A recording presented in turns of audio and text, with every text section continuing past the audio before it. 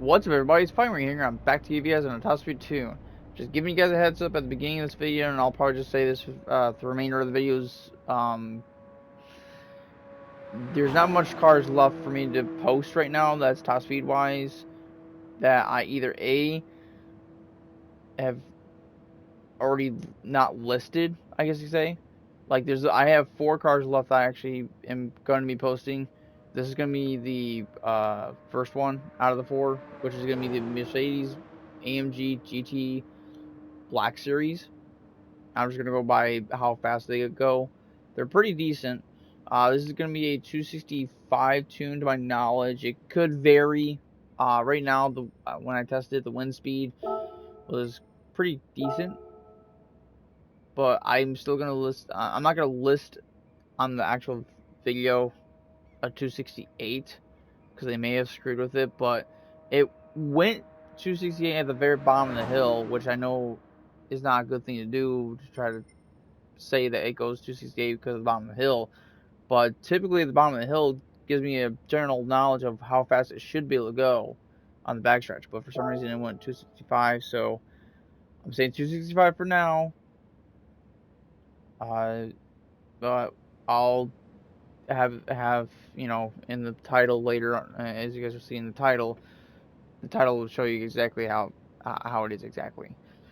But going straight in, this is a very old tune, by the way, so I can't remember exactly how the transmission was, but it should be a general transmission tune. But for the suspension, pretty standard. It's the ride height is gonna be all the way down, front and rear, and throttle bars are gonna be completely up to you guys. It doesn't really matter exactly for this, for being a lot newer car. And all these cars I'm posting here are newer cars, so the anti-roll bars won't really affect anything really. And then for compression, it's gonna be 40 front and rear. Expansion is gonna be 30 front and rear. The natural frequency or spring rate is gonna be all the way down in the back and all the way up in the front, mainly because it does have a tendency, if you have it all the way down, it will um it will tend to raise its nose up. But if there is any update to it in the next video, I'll let you guys know, because I highly doubt it's gonna be a major change. But if you guys want to, you guys can bring down the natural frequency in the front, or as I say, spring rate. That's what I try to call it, because I'm used to saying spring rate, because that's how it's always been for a while. You can bring the spring rate all the way down the front, but if the nose comes up on the top of the hill and does not come back down, I would recommend to bring it back up to the 3.8 on the front. Going over to the camber, I have it at 3.0 in the front and 1.8 in the rear. As I said, because it's an older tune, the camber tend to help you out a little bit. I will tell you guys this right now, and I'm gonna adjust it right here. I'm gonna bring it down to 1.5 on the front, just to be safe, because when I tested it, it actually had too much grip. Hence the reason why I have sport softs on the front, and I was running it with racing softs all the way around, and it actually had too much grip. So you want sports softs on the front, racing softs on the rear. If you guys want to go anything different on the front, you can. But this should be able to keep up with a lot of other cars too, anyway. Because with it going close to in the mid 260s at least, it should be able to keep up with all the cars that are not engine swaps at least. And then with tow angle, of course, no tow angle whatsoever. It's top speed. We don't need any tow. Going over to the transmission, as I said before, this is a very old tune. So the top speed you want to put it at is at 360. This was way back when the transmission was still screwed up, but of course they fixed it. But back when I was doing these tunes, before I was able to post them, I was making sure they were all good to go. The top speed I could ever put it up to was 360 before it just kept on resetting the actual gears. So just set it to 360, your top speed, and then once you do that, you want to take your final And whatever is at stock wise, so you want to make sure you have it at stock.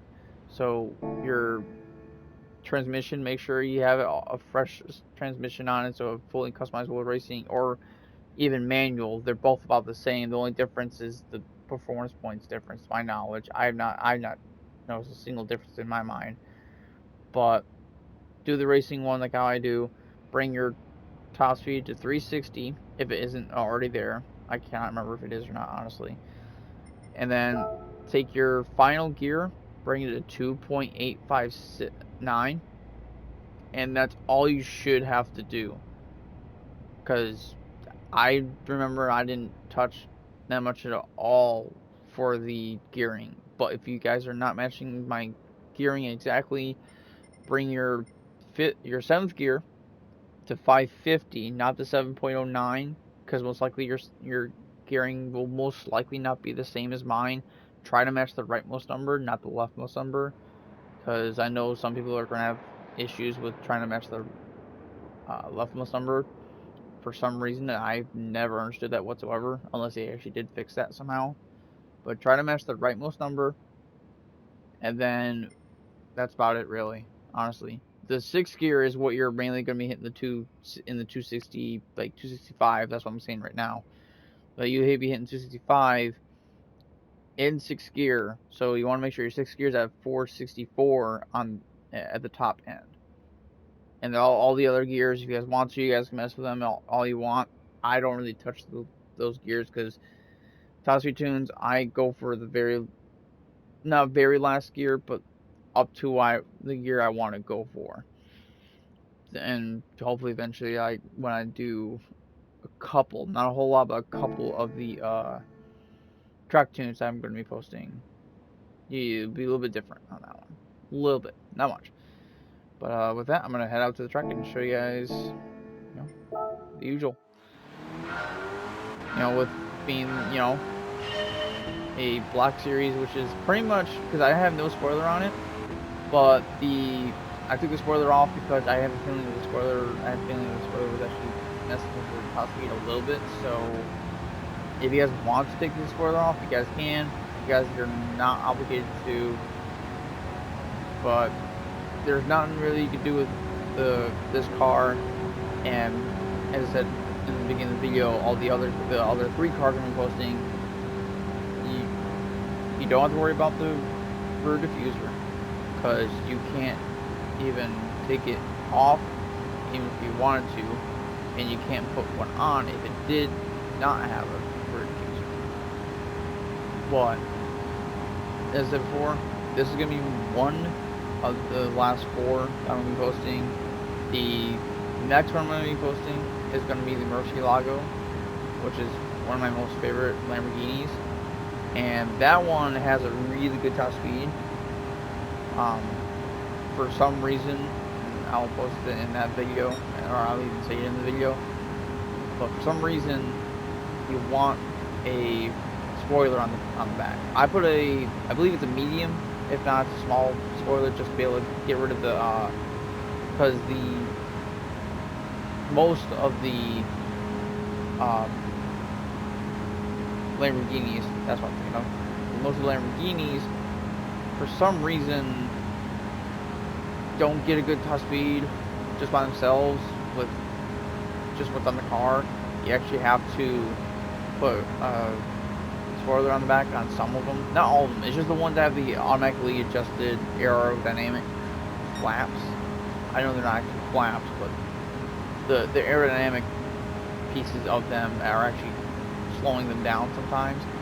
I know the Aventador doesn't have that to my knowledge. I think it just has just regular intakes, but the Murcielago does. So,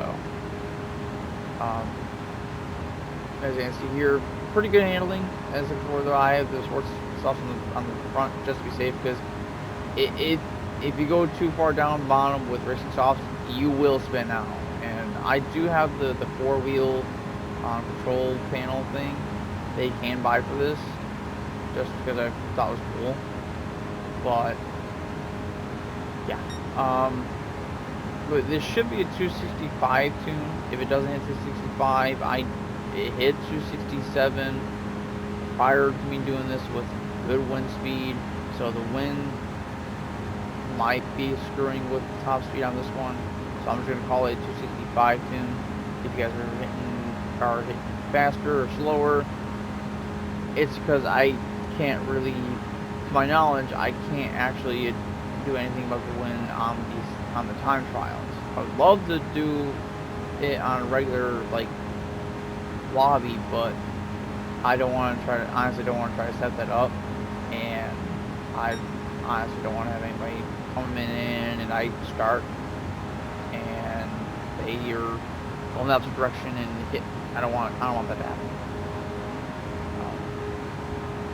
Yeah. Yeah, that'll be the end of the video, I guess. So, if you guys like the video, hit the like button. Also, subscribe for more videos. I'm trying to post it every Monday. If I don't post it on Monday, it'll definitely be on Tuesday. It really depends if I'm busy that Monday morning or not. And if you guys have any questions or any suggestions you guys would like me to do a top speed tune for cars wise, post down in the comments below. I'll do more of them. It's just right now I'm just asking guys if you guys want to. I will for any of the cars that you guys suggest I have not done yet, at least, because kind of running out of cars to post right now until I either get more engine swaps, because that's the only cars I'm really missing, honestly. There's a decent amount of engine swaps I'm missing, and the regular top speed cars that don't have engine swaps is important. I'm down to my last final 4 that go above 250 at least. So yeah, with that, I'll see you guys next video.